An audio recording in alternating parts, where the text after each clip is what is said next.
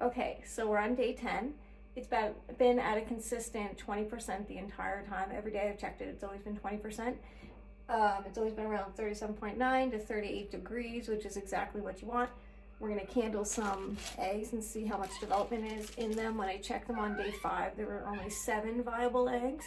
So if there are any that are not developing, I'm going to take them out so that they don't end up going bad in there, because I don't want to end up with a big mess and it'd just be disgusting. So let's see how they look. Okay, I don't know if you're gonna be able to see this. These darker eggs are a little harder to see through. I can see it in a really dark room, but let's see with that extra light. There's a chicken there moving around. You might be able to see it. You can see the veins and stuff are still in there, and you can see the little ball of stuff. You might be able to catch it moving. It's doing great. I just wanted to show you what a dud would kind of look like if there was no development. So this one doesn't have anything. So you can see right through it. You can see the yolk there. By day 10, it should be pretty big, and there'd be veins and a baby moving around in there. And there's nothing. That one didn't take. It probably wasn't fertilized. So that one's going to get chucked because you don't want it going bad in your incubator. And there's no reason to keep it at this point. All right, so here's a brown egg that's definitely got a chick developing in there. Let's see if you can see it moving. Oh, there it goes. Let's see. Trying to block out the light so you can see it on the camera. You see that big black mass, and then you can see in a second it'll probably start moving. But it's definitely alive in there. You can still see the veining. Sometimes if they... So here's one that's a questionable one. I think there was development and then it stopped. I'll see if I can show you. So I can't see anything moving, but if you look, you can see how it's like see-through on this side, like a big air bubble that shouldn't be there. It should be veining and stuff in there, but I can't see any veins.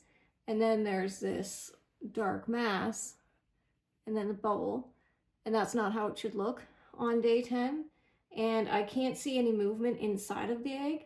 So I'm gonna go ahead and guess that this one's not alive, but I'm gonna give it a few more days and see, because there have been times before with the green eggs where I've thought it wasn't developed, and then when I go to check it again, it is, and I don't want to just crack it open or get rid of it if there is a chicken there. But I'm gonna say it's more than likely that there is not. So this one is doing great. And so that other egg that I was saying how it had no veining, this is what the veining should look like on that open area. You can see those veins there, like right here where my finger is on the other side. So that's what it should look like if there's any open area. See if I can find where the actual chick is, because the dark area, how it's all dark and then there's just the air sac underneath, means that there's a chicken there. But it's hard to see on camera, but there is a chick moving around in there. And usually the veining's a pretty good sign that it's still alive. Okay, so I finished them all. There are 7 in here left from the original 12. I took the other 5 out. One is questionable. I don't think there's any development in there, so I'm going to check day 15. Typically you would check day 7, day 14, day 18, and then lock them down. I'll check day 15 and then again at day 18 and then lock them down, but my guess is there's only going to be about 6.